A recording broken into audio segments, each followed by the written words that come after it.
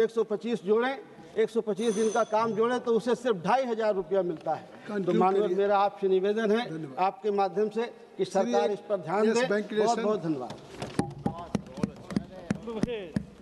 அவைத் தலைவர் அவர்களே, இன்றைய தினம் இரண்டு பெரும் துயரங்களை இந்த அரசு இந்திய நாட்டு மக்களின் மீது சுமத்தி இருக்கிறது.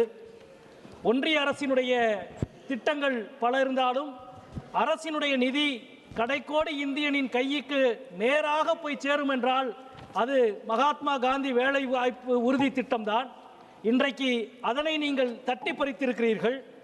ஏழைகளினுடைய புன்னகையை பறித்துவிட்டு இன்னொரு பக்கம் பல ஆயிரம் கோடி ரூபாய்கள் புழங்குகிற அணுசக்தி துறையை கார்ப்பரேட்டுகளுக்கு தூக்கி வழங்கியிருக்கிறீர்கள்.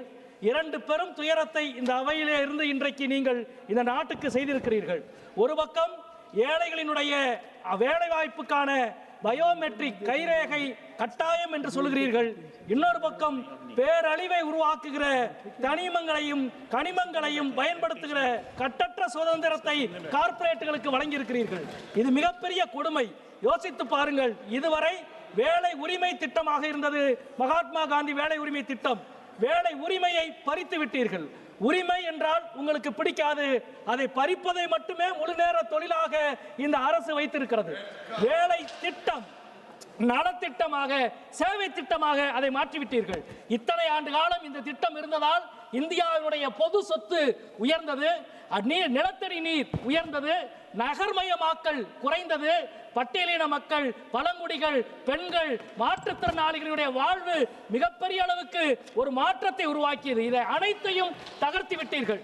ஒரே திட்டம் இன்றைக்கு நீங்கள் கொண்டு வந்திருக்கிற இந்த சட்டம் 4 பெரிய தாக்குதல்களை உருவாக்கி இருக்கிறது. ஒன்று, அடிப்படையான மக்களுடைய வேலை உரிமையை பறித்திருக்கிறது. இன்னொன்று, மாநில அரசினுடைய பொருளாதாரத்தை கடுமையாக தாக்கி இருக்கிறது. 3, அண்ணல் காந்தியினுடைய பெயரை பறித்திருக்கிறது. 4, ஹிந்தியை கட்டாயமாக திணித்திருக்கிறது. 4 திசையிலும் யோசிக்கிற அநீதியை நீங்கள் செய்கிறீர்கள். வழக்கம் போல உங்களின் எல்லா அநீதிக்கும் ராமரை நீங்கள் துணைக்கு அழைத்துக் கொள்வீர்கள். இந்த அநீதிக்கும் ராமரை நீங்கள் துணைக்கு அழைத்துக் கொண்டீர்கள். புராணங்களின்படி அநீதியை அழிப்பதுதான் ராமனின் செயல் என்றால் உங்களை அழிக்கிற வேலையை, உங்களை பதவியிலிருந்து இறக்கிற வேலையை எதிர்க்கட்சியோடு சேர்ந்து ராமனும் செய்வான் என்பதுதான் உண்மை என்று சொல்லி முடிக்கிறேன். நன்றி, வணக்கம்.